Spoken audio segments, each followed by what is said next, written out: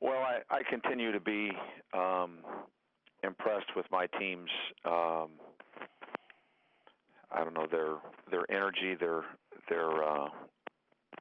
toughness. We don't always play the way we need to play, but I've been very proud of their effort and their energy level, and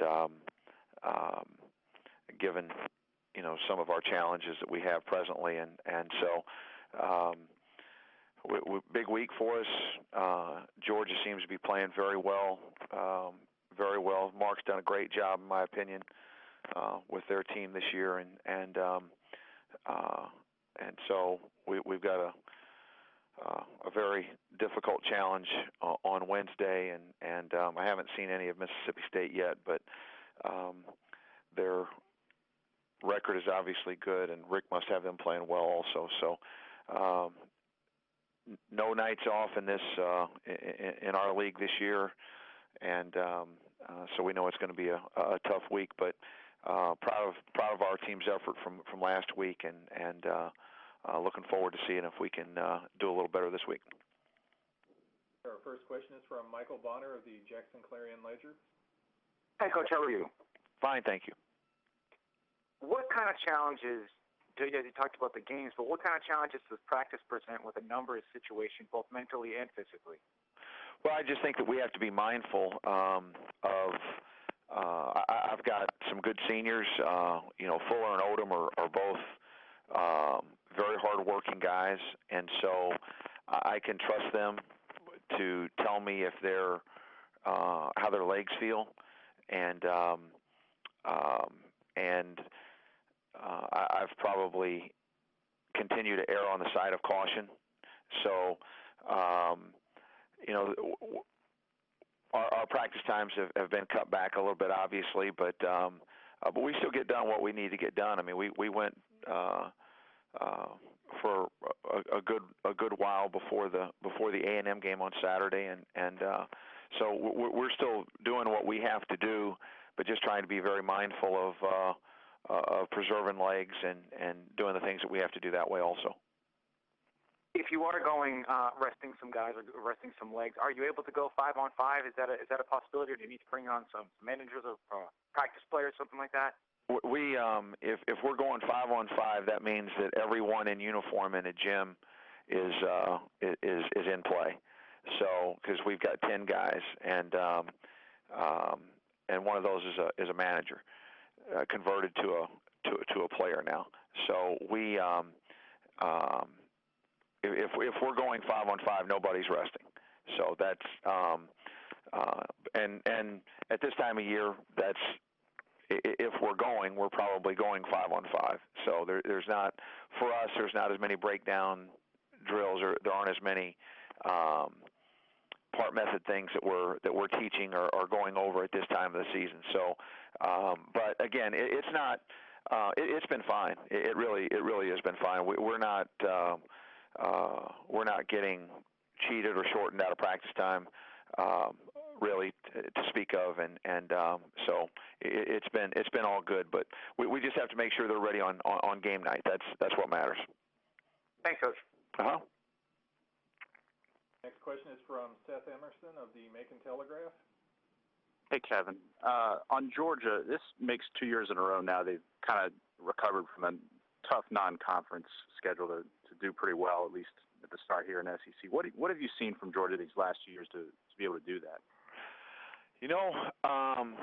I don't know, because I don't start paying attention until we get ready to play somebody. I'm not, and I've seen a little bit of film on Georgia now, and I just know that when you go back and watch their league games, they've just had impressive performances, impressive wins. Their guys are playing really hard. They're playing together. They really look like they're bought into the coaches and to each other, and so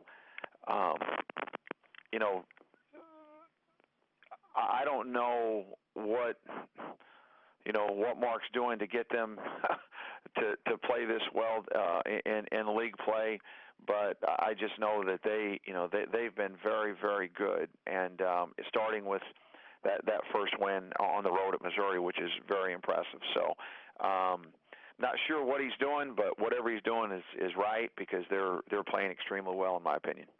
And if I could just quickly ask a follow-up, Okay. I know you're only going on film, but with Kenny Gaines, he didn't play against Kentucky. We don't know about Wednesday against you guys. What difference does it make him being in the lineup and being out of the lineup? Well, he is, and Mark would be a better person to answer that question, obviously, but he is an extremely talented player. Another guy that for them that plays with, great energy and plays within himself, but his talent level is sky high. I mean, he's athletic. He can shoot. He can get to the rim. He can defend.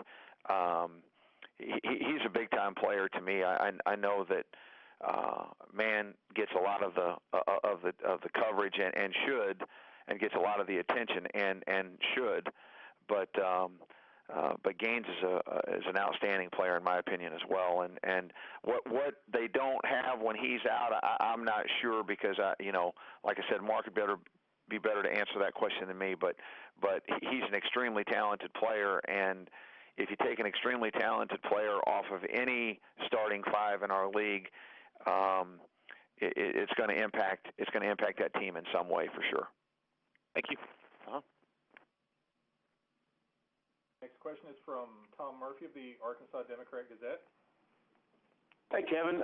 What do you feel like are the conditions that allowed James to have such a career day go off at Texas A&M the other day, and do you feel like maybe it's a precursor to him elevating his game more consistently?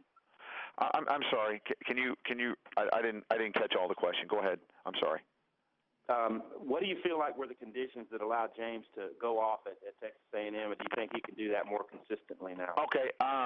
Thank you. Sorry, I apologize for not getting that the first time. You know what? I don't know. He's a very active player for us, and a little bit undersized, but he's a very active guy, and